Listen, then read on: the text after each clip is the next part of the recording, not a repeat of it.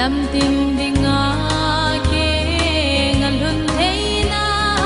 hi chu a hin le dam tui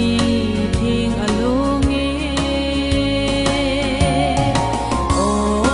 lung hai selin naw sen leng pe mi hin ki pa in sao te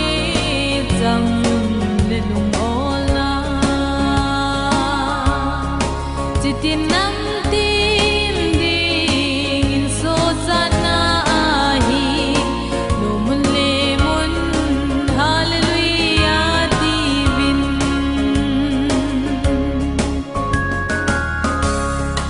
albidab zan ko sot boy nel chunga kel ngoi ting hon a kel ngoi nga pe nun zan khang lai zin ga brelin a hung vilun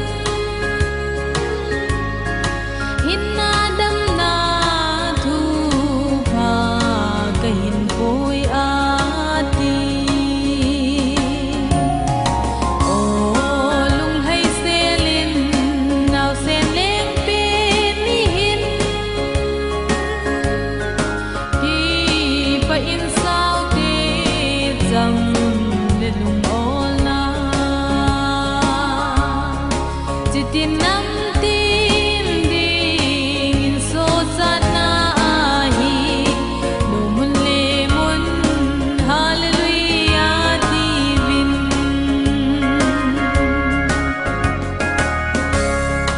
chu in van ti sang zan van lai zola hung ti la in chung langai a sa ve chung nung pe na pa thin lo pi na hi hen lei chunga ki pa le cham na leng hen o lung hai selin naw sen leng pe mi hin ki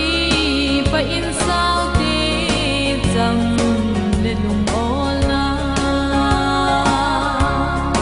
chitin nam tim ding in so chat na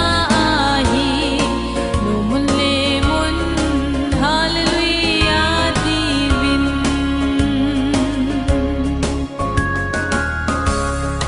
ki pa u te chung le noi leng pe mi van khong pi le lei khong pi ging to hen leng zo si leng le pakai zo si pakai hin lai dam sung in le muti leng krista o lung hai selin naw sen leng pe mi hin ki pa in sao te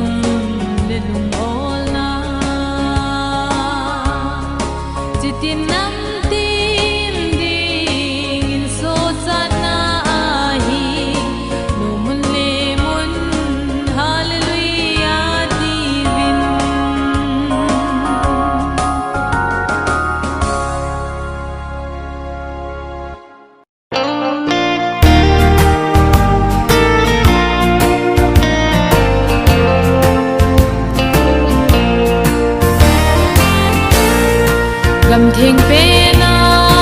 leng hung ping chu thang va na si em chun azu ye mi jing ama zong azin te chun a si chu amu ve ken zong chu a si em chu zui leng pakai pin na ko Bethlehem ei puting oh Bethlehem ka lun masang sia tang lova ka chi ding sun a si em chu ei pui sing in te meri joy lai now sen mel ken ka mu ding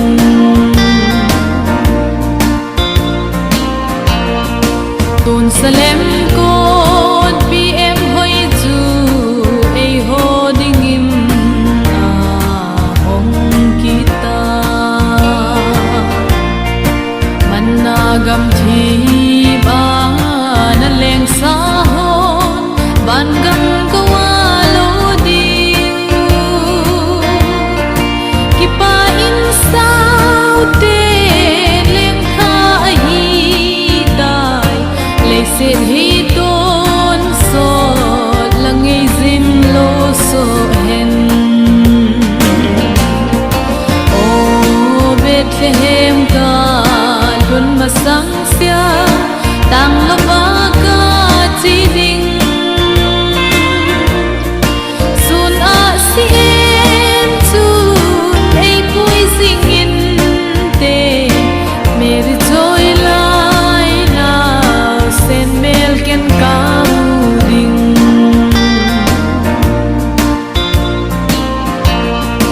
koi ham alim lo ding pakai ban mi thing sang san a hin ta ve